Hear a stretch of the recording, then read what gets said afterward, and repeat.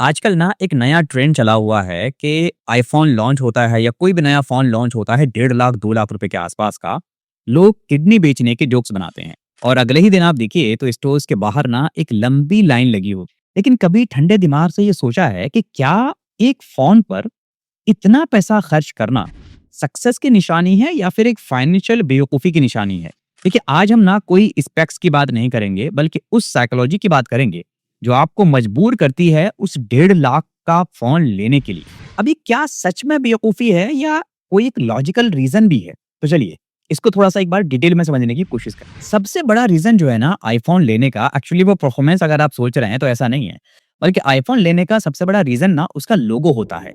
हमारी जनरेशन में ना एक अजीब-सा प्रेशर है कि अगर हाथ में लेटेस्ट आईफ़ोन नहीं है, तो शायद हम कूल या फिर कामयाब नहीं हैं। लेकिन सच ये है कि अगर आप सिर्फ़ दिखावे के लिए ईएमआई पर फ़ोन ले रहे हैं ना, तो आप किसी और को नहीं बल्कि सिर्फ़ खुद को आप धोखा दे रहे हैं। पता है क्या है? अमीर लोग वो होते हैं जो एसेट्स खरीदते हैं।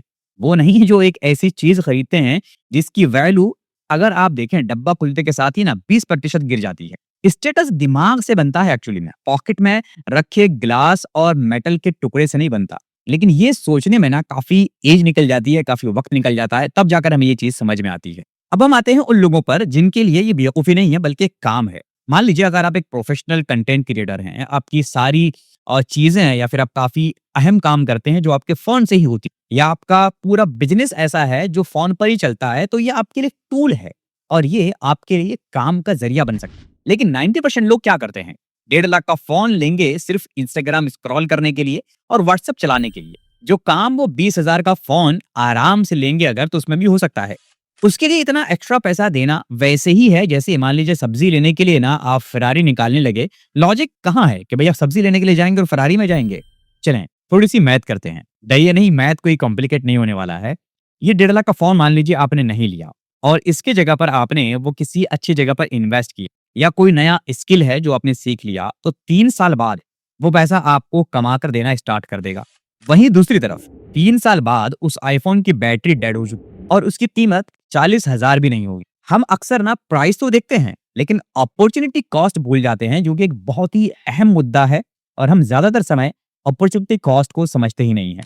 तो आप सिर्फ ना एक फ़ोन एक्चुअली में नहीं खरीद रहे होते हैं, बल्कि आप अपनी जो फाइनेंशियल ज़िंदगी है ना आने वाली और जो आप अपनी फाइनेंशियल फ्रीडम आने वाली, उसका कुछ हिस्सा आप बेच रहे हो। तो ये समझना ज़रूरी है कि हम अपनी आने वाली फाइनेंशियल फ्रीडम तो नहीं बेच रहे हैं कहीं फ़ोन के चक्कर में।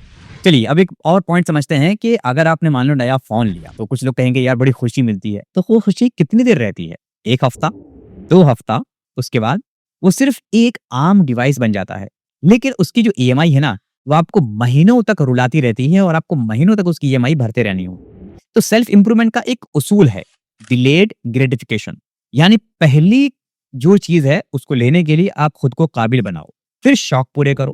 अगर आपकी जेब या फिर आपका बैंक बैलेंस उतना अलाउ नहीं करता, तो दुनिया को दिखाने के लिए खुद को मुश्किल में डालना एक्चुअली में ना सबसे बड़ी बेवकूफ़ी। कामयाब लोग गैजेट से नहीं, बल्कि स्किल्स और डिसिप्लिन से पहचाने जाते हैं और वो उनकी जो काबिलियत है, वो बताती है कि भई वो कितने ज़्यादा अच्छे हैं या कितने ज़्यादा कामयाब हैं।